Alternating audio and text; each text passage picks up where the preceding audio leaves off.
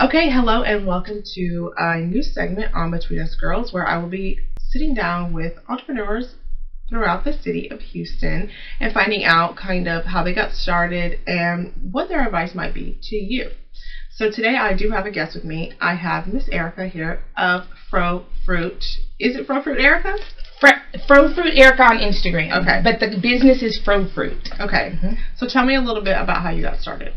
Well, first of all, Michelle, I thank you so much for having me because this is my first time telling my story. Okay. And I'm just so jazzed about it because as I've been living this entrepreneurial lifestyle, I knew at some point there would be an opportunity to tell the story, so I'm happy to do this. Okay.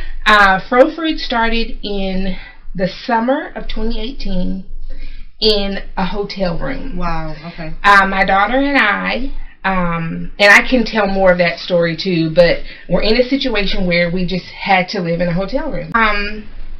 So we were in that situation, and I feel like that was the desperation I needed, because I tell people all the time, you pretty much need 3 things to make it work. Okay. Enough desperation or motivation, the right product or the right idea, and then the knowledge or the mentorship or the success team. So that was the desperation I needed. I needed to make it work. And as all of that was going on, I was working part-time at my church, and one of my colleagues introduced me to essential oils. Okay.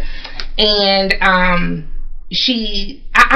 bought the essential oils to support her, basically, and was in the bathroom one day trying to do my hair, had run out of hair products, and looked over to the side, and the oil that I had bought from her, little bitty tiny bottle, was the only thing I had in the room to do my hair. And so it was orange actually, and I put it on my hair, and it detangled like never before. Wow, okay. And so I said, okay, I knew this was good, and I was wanting to support her, but I didn't know it was this good. So as I started researching more on essential oils, I figured out, okay, it's so potent that using it directly like that is not a good thing for a long period of time. You have to dilute it. Carrier oil or something. There you go. So I said, okay, I had always been wanting to do something in beauty. This was this time in my life for this particular idea or product, and I just started mixing stuff together, Michelle, to try to make it work. And first giving it out, and it just kind of went from there. Yeah. Before I started selling it, I started just kind of giving it out. Okay. Yeah, and I think that's really important that you said that, because a lot of people, business owners, don't want to do free stuff. And I hear all the time, I can't do anything for free, but I'm like, I give a lot away for free. Yes. I would have people come to me, I give them advice, I give them guidance, I tell them what they need to do, I give them tips. That stuff is what people pay for. But I'm giving it to you because I know if I give it to you, you'll remember that. And I think that's how the world works. I know we're in this age of where spirituality is a little touchy, but I believe in God, and I believe that God has it set up to where you gotta give to get. You don't do it for that reason, but that's the only way it's gonna work. Absolutely. Because that's how it's set up. Yeah. You know, we all got to help each other out to try to get where we're going. I definitely agree with that. And I think, especially in spirituality, when it comes to being of service, that's the word. That's the essence of being in spirituality, is what can I do to serve another person? And a lot of people miss the fact that even if your business is one of, of course you want to make money, but your rewards are a direct result of the service that you provide. So if I'm giving, it's got to come back to me.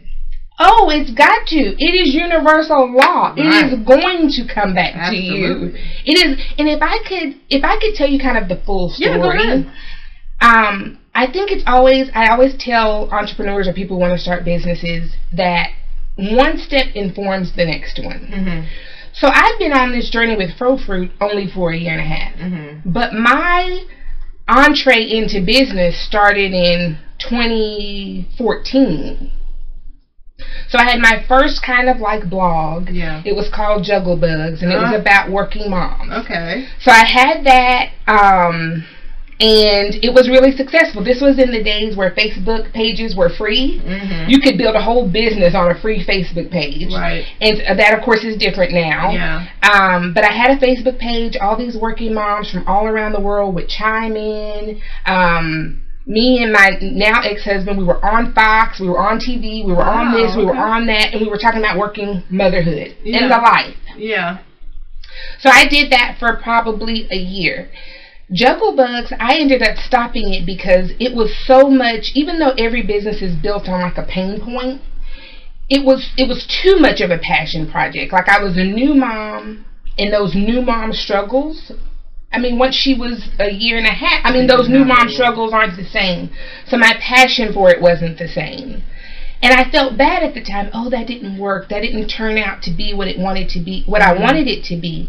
But Michelle, what I learned was, okay, Jugglebugs was when I learned about building an audience. Yeah. It's when I learned about building a website, Shopify, and all these other things. Things that you need to know now. Things that I use now every day in my current business.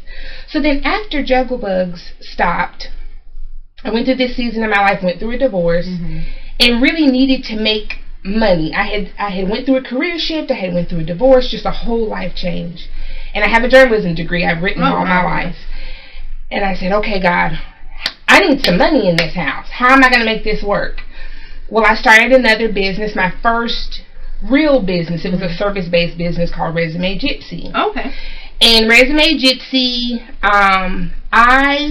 You just work magic on resume? And it was called ResumeGypsy.com when your resume needs a magic wand. That was kind of the tagline. Yeah. And it was great. It was such a hustle. Yeah. Wrote tons of resumes, ended up having contract writers. I mean, it really did grow. But it was once again a learning experience, because I realized, you know what? I don't want to be in a service-based business for several reasons. And I don't want to people manage like that, because as I grew, I had all these contract writers. Then that's a management thing. And I realized, okay, I love this business. It's creating great value. But this is not really what I want to do. It's a service-based business. But with Resume Gypsy, I learned how to sell. I learned about advertising and marketing. Yeah, I'm sure some cold calling too in there. Oh my goodness, the hustle like never before, because I would literally sell resumes to try to feed me and my daughter. So when you have to do something, you learn how to do it.